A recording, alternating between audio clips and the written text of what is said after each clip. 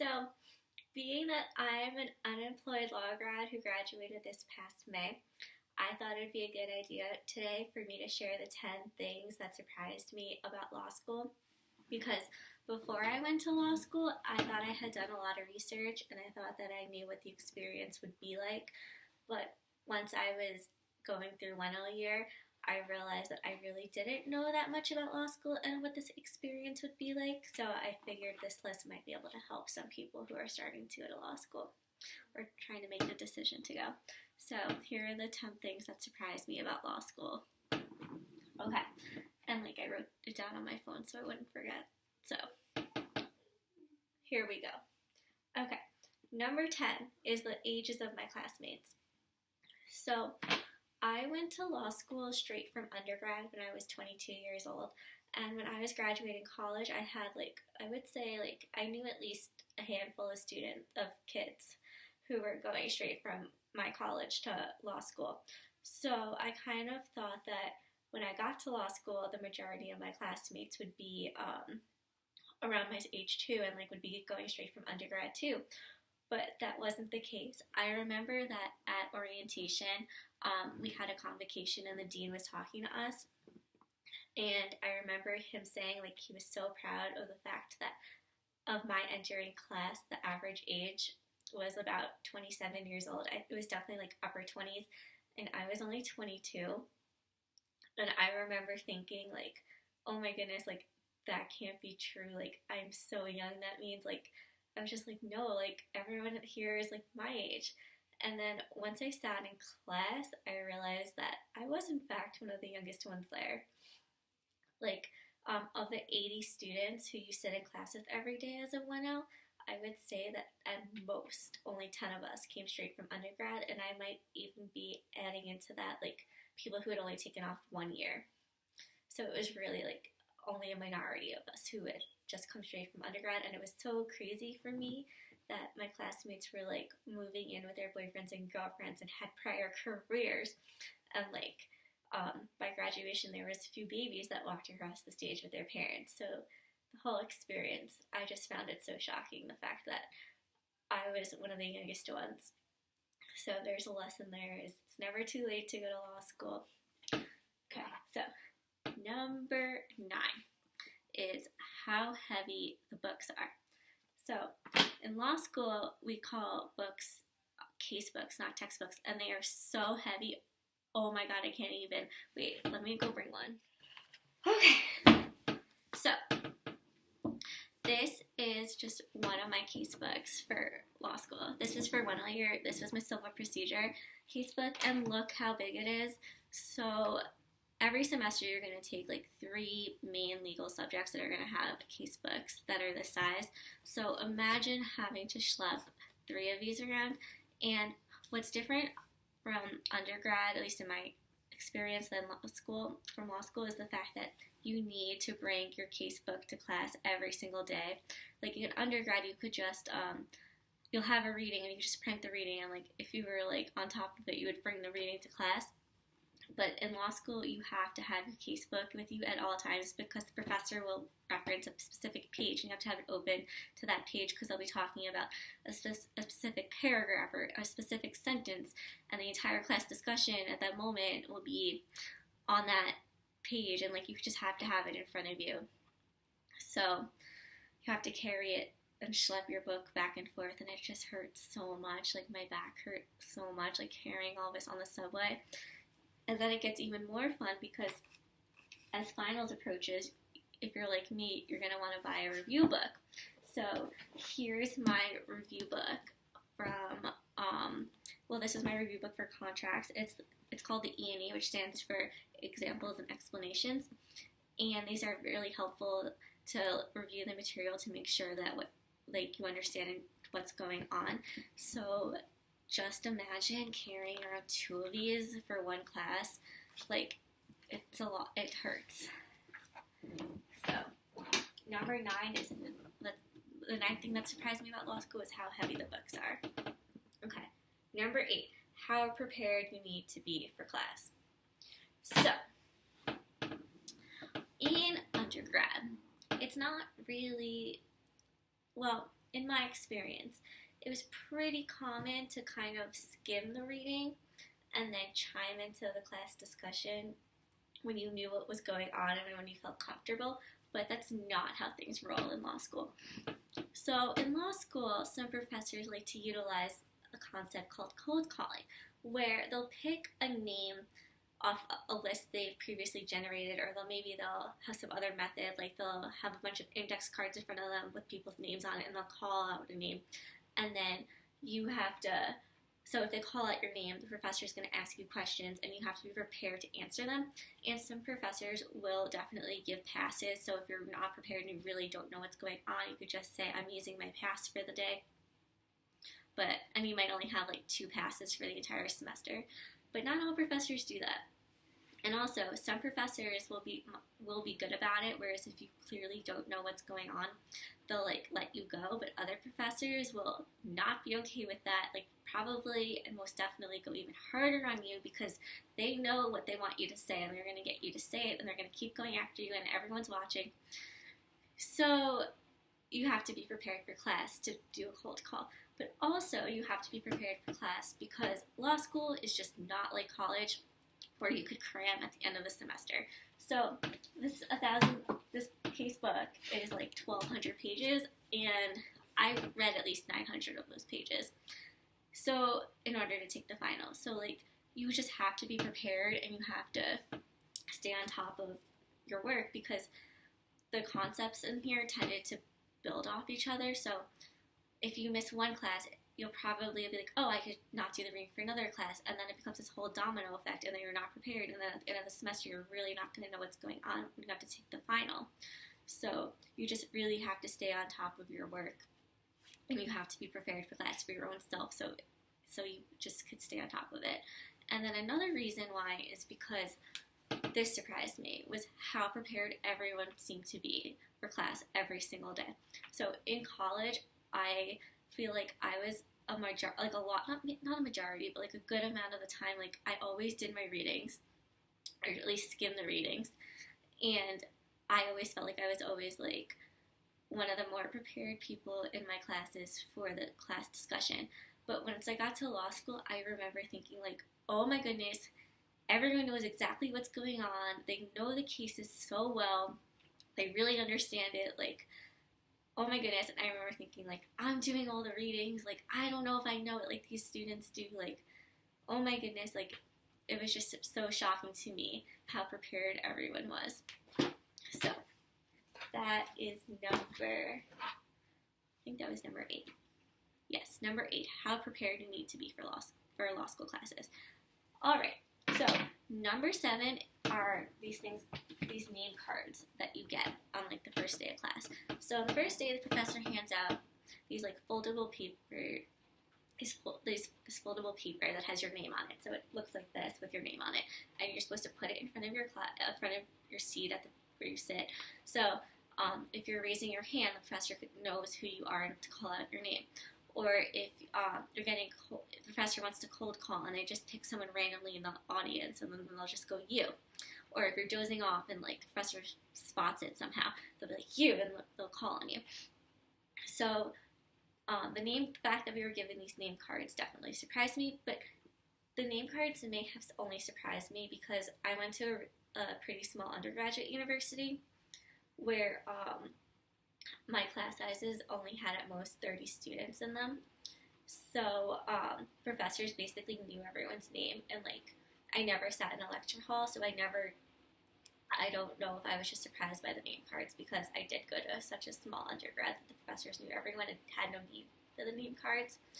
But yeah, the name cards definitely surprised me. And something else, which I don't know if we do this in college, so in bigger colleges, where you sit in lecture halls, but the professor gets this like seating chart of the classroom where on the first day when you get your seat, like when you pick your seat, like you put your name in, and then the professor's like secretary like gets everyone's pictures because your ID has your picture on it, so it's in the system, and like the secretary like prints out everyone's picture, puts it on the seating chart, so the professor like knows like who they're talking to.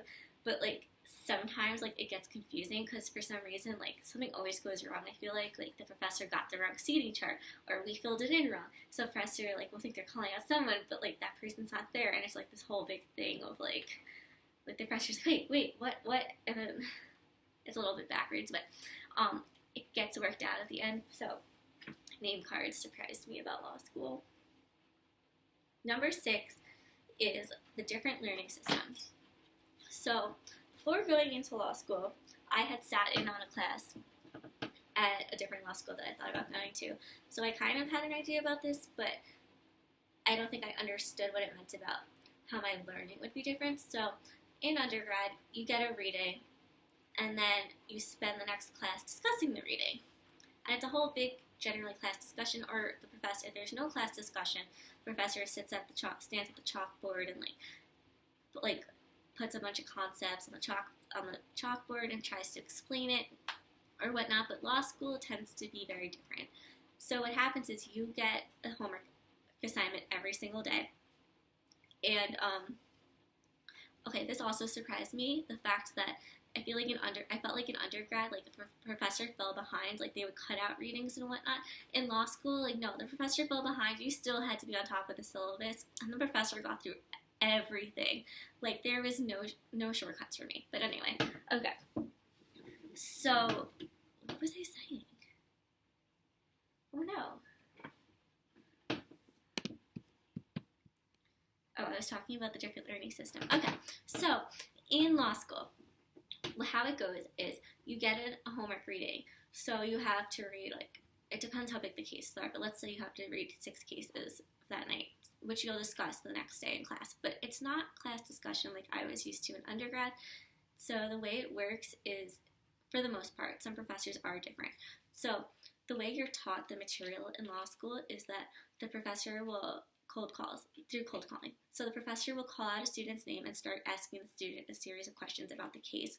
And the purpose and the point of it is that through the student answering the questions, the entire class is supposed to learn about the case from the students answering the questions.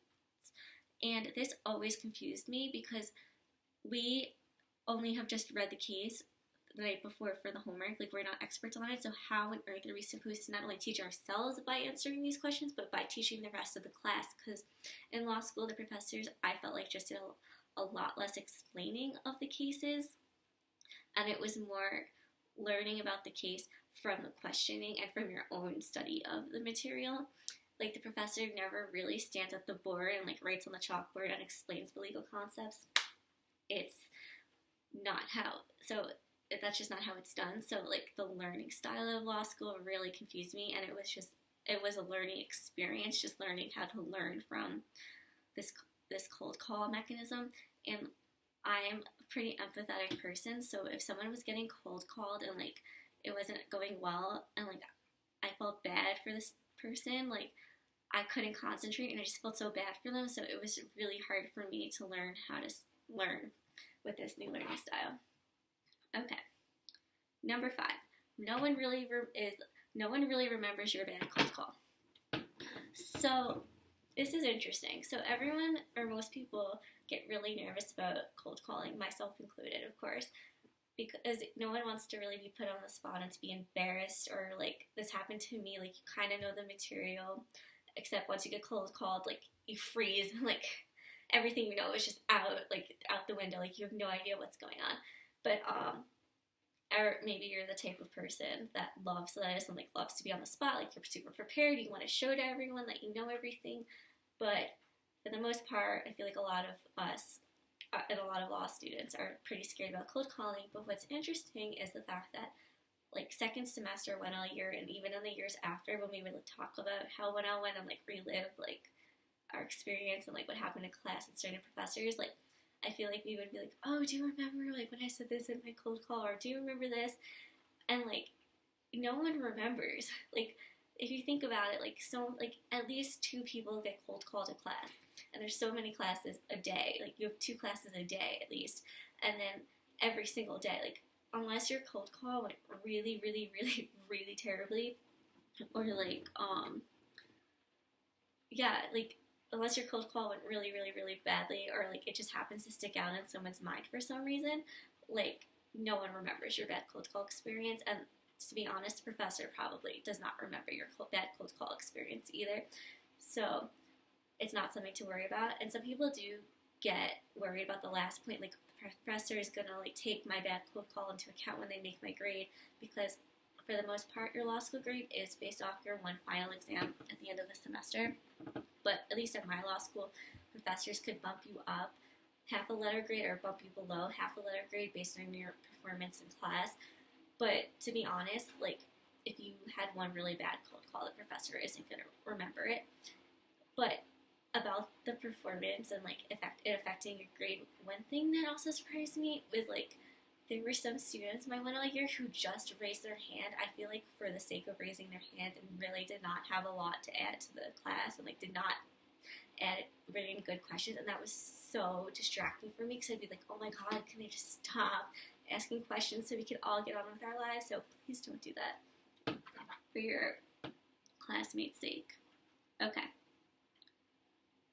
Number 5 is this is interesting. So this is what surprised me about law school is, so number 5 is the fact that the hard of it is what makes it great. So to be honest, for my opinion, law school isn't always so interesting, and so the concepts and the legal doctrines sometimes, a lot of times, can get really, really, really dry, and like it's so dry, like just so hard to get through, and the cases are long and they're dense and you have a lot of pages to read. And what kept me going a lot of times, I realized by the end of law school, was the fact that the hard is what made it great. The fact that I was so determined to get through it and to overcome this, like yes, like this concept was so hard and so laborious to get through, but I had to prove to myself that I could do it. So what number was that? It was number 5, is the fact that the hard is what made law school so great. Number 4 is the curve. So, I guess I knew about this before law school, but until you get your first grades 1L year, you're not really gonna really understand it, I don't think. So the way it works is that professors can only give out a certain number of A's. It's a low number. And then the majority of the class has to be in the B range, and then if you fall below like a certain quota, you're going to get a C. And at least in my law school, professors didn't have to give D's and they didn't have to fail. So I never really heard of anyone failing a class. Like it was pretty unheard of. So that's good news. Like you would literally have to write nothing on your law school exam to fail a class. But or if the professor like really was mean about it and did give about F's willingly. But for the most part, if you bomb a test, you're going to get a C. And then the majority of the class will have B in the B range, and then a few of the students are going to have an A. And I've always kind of wondered if the way that the curve is just like the natural way that a class of 80 students, like the natural like way the grades would come out. Because if you think about it, not everyone is going to get like an A, and not everyone's going to get a B.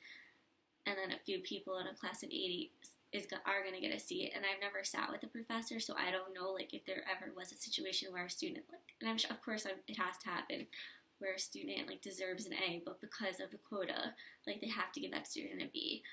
But yeah, so this curve surprised me, but this isn't like, it is a core subject, but not really. So legal writing, this is why it surprised me. I should give this example, is the fact that legal writing, my 1L year, I remember I had a 92 average, and from my experience, my whole academic career, if you have a 92 average, that means you're getting an A minus. And I got a B plus in the class, and it was because of the curve. So, the curve is what surprised me. So, my next thing that surprised me about law school is the fact that you have no final exam. Excuse me. You have a final exam. Your final exam is worth your entire grade. So,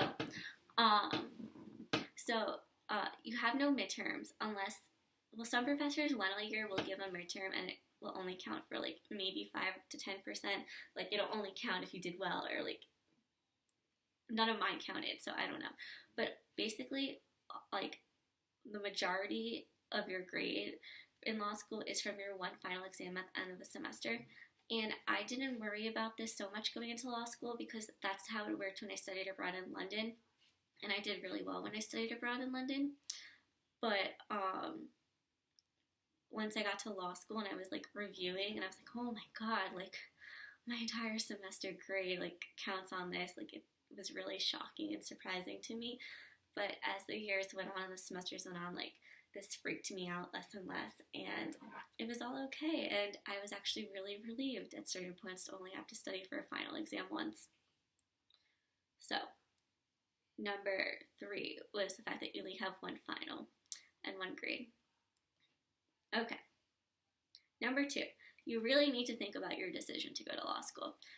So, before I went to law school, it's amazing that I was the most pro law school person, I think, on the planet. I was like, everyone has to go to law school. I don't understand why you wouldn't want to go to law school. Like, I want to go to law school. Like, this is what I'm doing. There was no stopping me. Well, then I got to law school, and I was like, oh my god, people put a lot more thought and energy into this. This is not really what I thought it was going to be.